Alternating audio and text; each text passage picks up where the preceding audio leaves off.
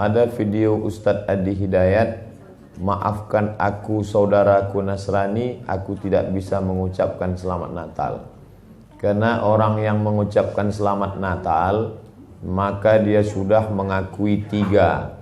Yang pertama, mengakui bahwa Isa anak Tuhan. Yang kedua, mengakui bahwa Isa lahir 25 Desember. Yang ketiga, mengakui bahwa Isa mati di palang salib. Ketiga-tiga ini dibantah oleh Al-Quran.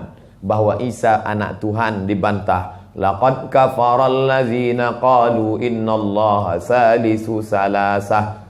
Kafirlah orang yang mengatakan Isa Trinitas dan anak Tuhan.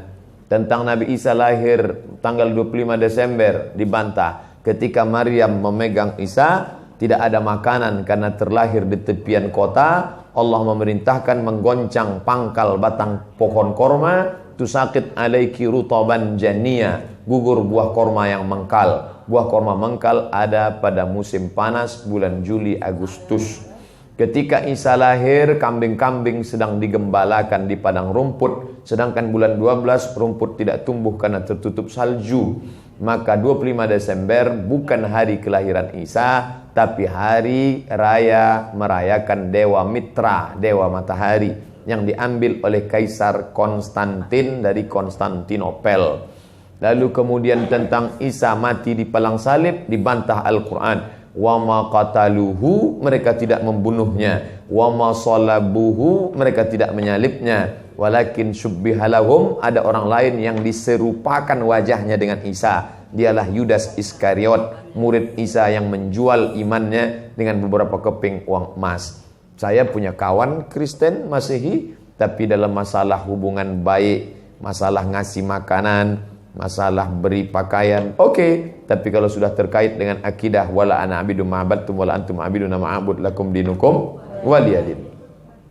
Tentang masalah tahun baru, apakah 1 Januari itu bersih, tidak ada hubung kait dengan agama? Maka tidak benar. 1 Januari 2018 Masehi, seolah-olah Masehi terkait dengan Al-Masih Isa alaihissalam. Itu kalender dibuat oleh Kaisar Julian dari Romawi kuno. Kaisar Julian membuat kalender, maka dibuat nama dia Kaisar Julian, maka disebut Julian kalender. Lalu kemudian Julian kalender dibawa ke Vatikan, dirobah oleh Kaisar Raja Pendeta Paus Vatikan bernama Paus Gregorius. Maka sampai sekarang disebut dia dengan Gregorian kalender. Lalu kemudian ketika terbentuk PBB, United Nation, Persatuan Bangsa-Bangsa, bingung mau pakai kalender apa? Di dunia banyak sekali kalender. Maka diseragamkanlah, dipakailah Gregorian kalender. Yang sebelumnya kita kerajaan Pasundan, kerajaan Demak, kerajaan Riau, Sendiriapura itu pakai kalender Hijriah. Termasuk Yogyakarta pakai kalender Saka, karena Sultan Agung Jawa mengkawinkan antara kalender Jawa dengan kalender Hijriah. Karena ingin mendamaikan antara Jawa dengan Islam. Maka setiap menyambut tahun baru Saka sekaligus menyambut tahun baru Hijriah. Kalender Masehi muncul belakangan, tidak tepat penisbatannya kepada Al-Masih karena Isa tidak tahu menahu tentang itu. Itu murni diambil oleh Kaisar Gregorius yang diambilnya ke Vatikan menjadi Gregorian kalender. Jadi kita menyatakan tahun baru, betul tahun baru, tapi tahun baru Romawi. Tahun baru Romawi, jangan kaitkan kepada Isa alaihissalam. Dia masih terkait. Adapun tahun baru Jepang tak ada terkait dengan akidah. Nah, ini tahun kalender yang baru.